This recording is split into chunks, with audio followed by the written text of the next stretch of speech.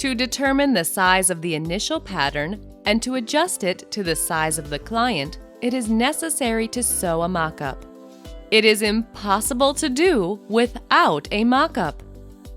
On a piece of cotton, non-stretching fabric folded in half, I lay out the pieces of the pattern of the corset forepart. Since there will be lacing in the center of the forepart, we put the central piece without folding. Let me tell you a few words about the seam allowances.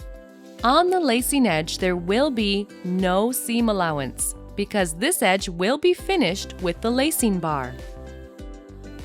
The seam allowances along all vertical princess seams will be 1.2 centimeters, including the side seam of the corset. There will also be no seam allowances along the top and the bottom of the forepart, because this corset will be sewn according to the technique of transparent corsets. And following this technique, both the top and the bottom should be finished with a pencil edge and a bone, without folding the edges. I cut out all the pieces of the mock-up and make the notches.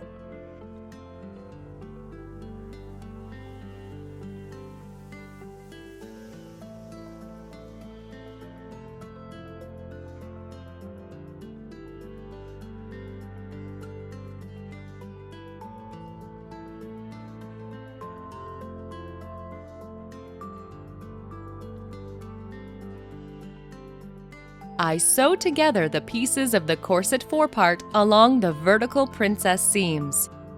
Do not sew the rigaline bones and do not press the mock-up. I put the mock-up on the dress form.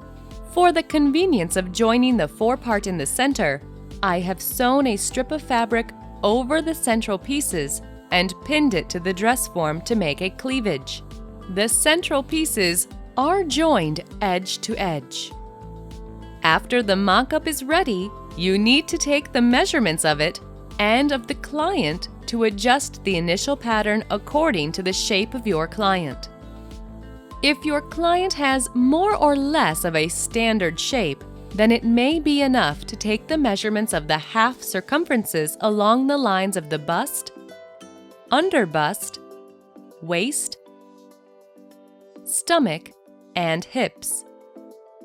For non-standard shapes, it is better to operate with measurements of full circumferences.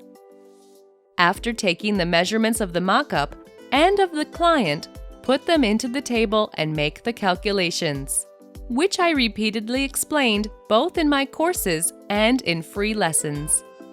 The only difficulty is with the measurement of the half circumference of the pattern along the bust line, because later, when sewing the corset, we are going to use a ready-made foam cup. Therefore, when calculating the client's pattern, take for the bust line the calculated values obtained for the under bust line, and the final adjustment can be done during the fitting with the foam cups sewn into the corset. In this particular case, I work only with the forepart of the corset. Therefore, I made the mock-up and measured only the front pieces, and the calculation of the client's pattern would be done only for the forepart. If you will have to sew a full corset, then naturally you will have to cut out the pieces of the back too. But when sewing a mock-up, you should not join the side seams. The front and the back should be separate pieces. You should take measurements of the mock-up and recalculate the initial pattern to the client's measurements separately for the front and the back of the corset. It is very important because in this very garment, the position of the side seam should be just perfect, precise, accurate, and be positioned exactly in the place where the side seam should be. We will join the side seams of the corset with the side seams of the jacket. And if the side seams of the corset will not be in their place, it will warp the jacket and it will fit just disgustingly. After making the calculations, you change the paper pattern.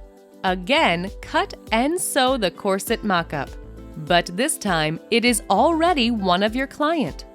My mock-up of the corset forepart is already sewn according to the pattern adjusted to my client's measurements. Only after doing these operations you can start modeling the position of the cup. In other words, we have reached the sections of the cups shaded in gray. Now I will show you how to model the position of the cup on the mock-up, i.e., the areas which I calculated on the paper pattern and shaded in gray beforehand. You will just have to cut off these areas on the mock-up and to sew the ready-made foam cups in this place. Before starting to model the position of the cup, we must take into account that we are planning lacing at the front. Therefore, we should leave the necessary distance for finishing the lacing, i.e., for the lacing bar, about 2.5 centimeters wide. I measure 2.5 centimeters to each side from the center, points A and B.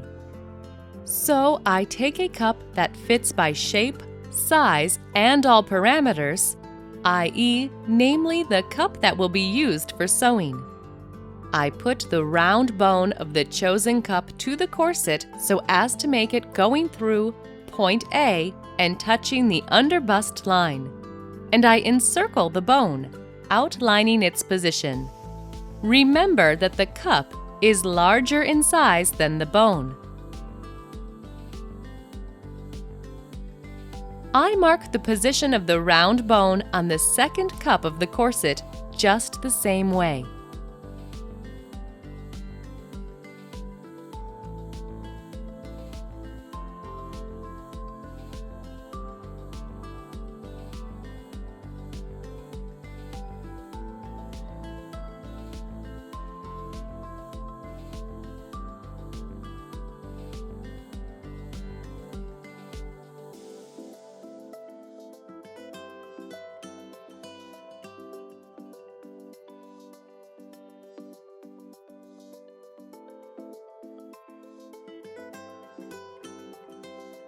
You can see here two variants of the position of the round bone where the cup overlaps the lacing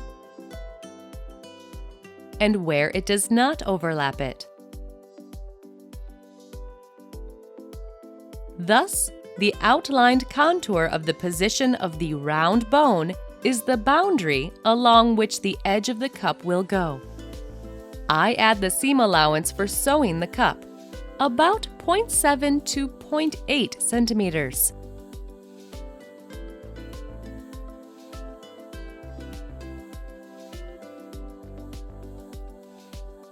And the cup position area is ready.